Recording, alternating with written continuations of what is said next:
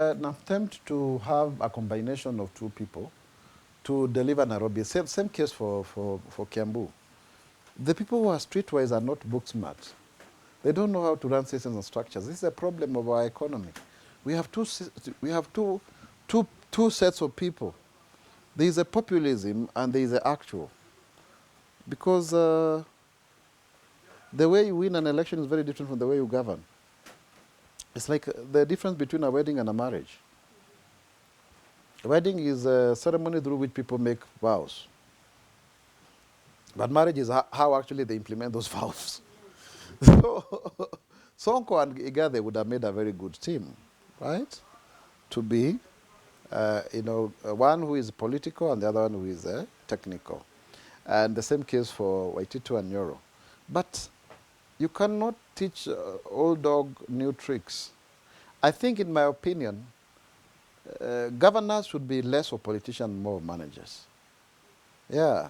And because the system is structured in such that it's a dynamic duo of him and the deputy, you have to strike a balance yourself as a governor, how you play politics and how you become technical. The good thing about it is that you have a whole bureaucracy behind you. How you populate them, how you identify talents, and do not confuse long CVs for institutional capacity. I think it's true that our county governments are very nascent in developing systems and structures that would ensure the impersonal application of public policy. Structures that do not need for you to know someone to do it. Now, Major Badi does not need to be elected. He is a military man, and he knows how to follow through discipline. That's what we lack in our political system, because the democracy tends to make you vulnerable to your would-be voters. So you accede to their demands, however irrational they are. And as a result, therefore, many people are not able to be firm. They lack the spine. But that is okay to a certain extent. But when you are the guru of that populism.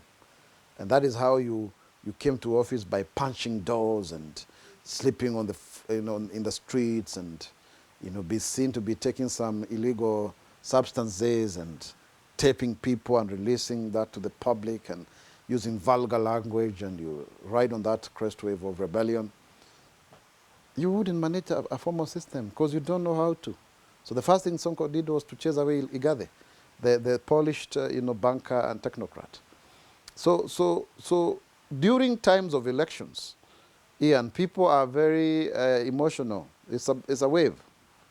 But around the second and third year, people are more sober. Right now, you can tell who is a real leader. Yeah, you can tell who is a real leader. Again, around elections, anything goes. You have tricksters, fraudsters, and conmen. Yeah, those are the ones who seem to survive during that time. It's a power grab, and it's a survival for the fittest is the rule of the jungle. So yes, the common mwananchi, to answer your question, is interested in services, but he's also vulnerable. He does not. The common mwananchi sometimes is not able to make the right kind of choices. Yeah, on who is to govern them. Part of it is for him to be blamed, but also part of it is the way elections are conducted. They are not foolproof. You see, like the way Trump was even firing people for confirming that he has lost, but the system still worked, and now if he doesn't hand over power to Biden, by 12 noon he will be a trespasser at White House. We need to build systems like those. They do not depend on who is in power. If your time is up, your time is up. So that's what we need in Kenya. And I'm very happy that our structures have worked very well, that now Sonko is on his way out. Personally, you don't want such kind of a person to exist even as a governor. You don't want. No, you don't want. And I am not mincing my words. I'm very happy that Sonko is on his way out.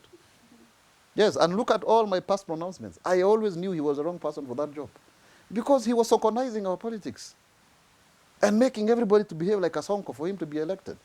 Can you imagine if all of the politicians are like Sonko? No. Let's sobriety. In fact, at some point, some of us were feeling very vulnerable, because it's like we are being forced to be like. So the authentic leadership that is sober, calm, that's what has made nations to move forward. They don't answer all of the questions, but they at least are able to make the right kind of decision, because you will always be elected in circumstances that are not perfect. But at least what do you do then when you're in office? What foresight do you have so that you lead people from the front and not just wait for populism to retain you in power, but there's nothing to show for when you are in power? Yeah. So let's address the elephant in